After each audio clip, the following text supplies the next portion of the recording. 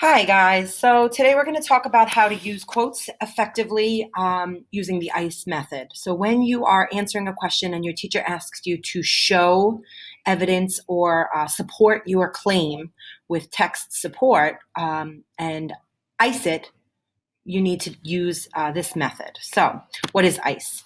ICE, it's an acronym, ICE. I stands for introduce. So introduce your quote introduce the idea, your claim, cite with a quote, and explain how it relates to the quote.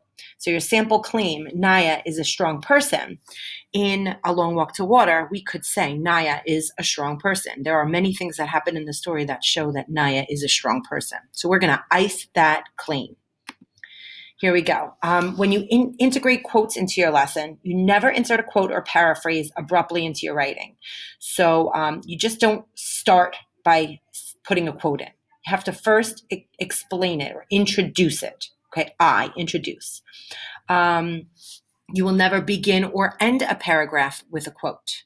Okay, so you're always going to introduce that quote first. How do you introduce? You provide the context, so you can explain the setting. You can explain what characters are involved with the quote.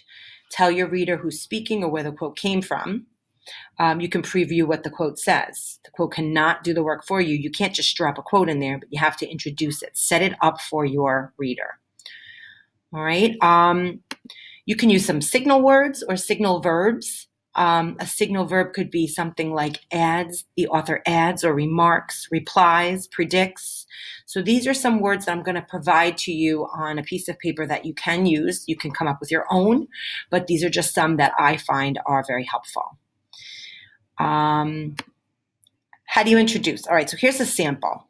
So here's the source of the quote. When I introduce, I first say, in A Long Walk to Water, I'm setting it up. Here's the book. In A Long Walk to Water, Linda Sue Park, the author, suggests that here's my claim. Naya is a strong young girl. There's my claim. Then you set it up. Explain throughout the book, Naya often walks long hours to fetch water for her family. So someone who hasn't read the story knows what's going on now.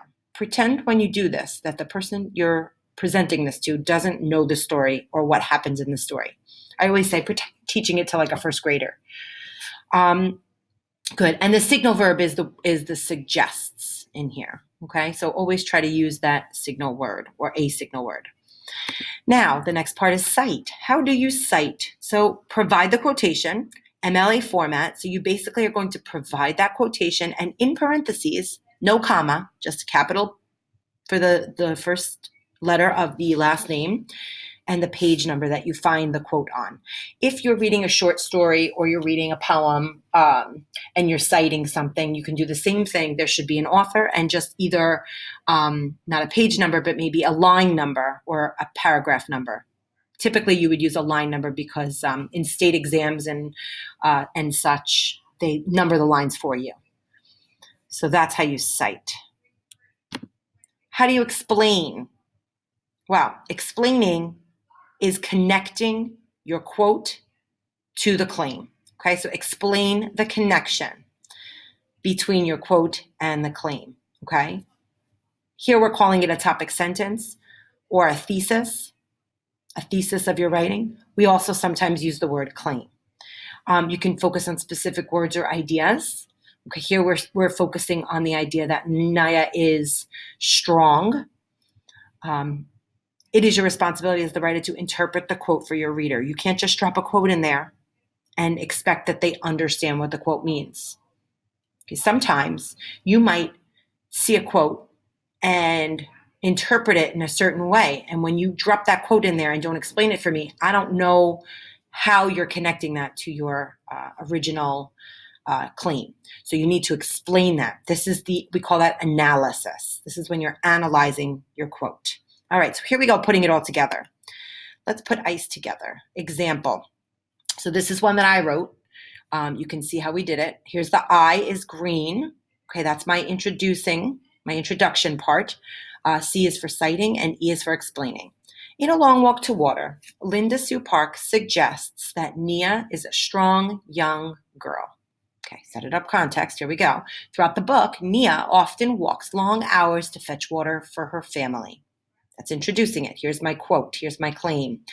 Home for just long enough to eat, Nia would now make her second trip to the pond and back, to the pond and back, nearly a full day of walking altogether.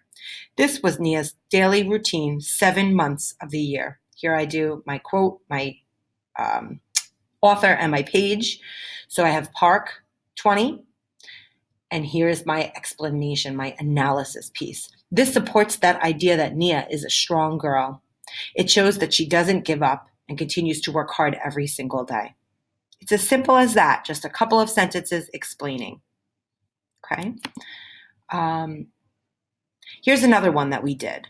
We could think about Salva now, and Salva will make a claim. Salva is relieved to see his uncle. So he is relieved when he sees his uncle. Find a quote in the story that shows that he is relieved. In the story, Salva was all alone and missed his family until he saw his Uncle Ewer. So this is my setting it up. Here's my quote. Uncle, he cried out, and ran into the man's arms. Park 34. This proves the claim that Salva is relieved. He was so excited to see his uncle, he ran towards him and didn't care about anything. Okay, so there are just a couple of examples. We're going to try ourselves now. But before you do that, ask any questions to your teacher before you do that.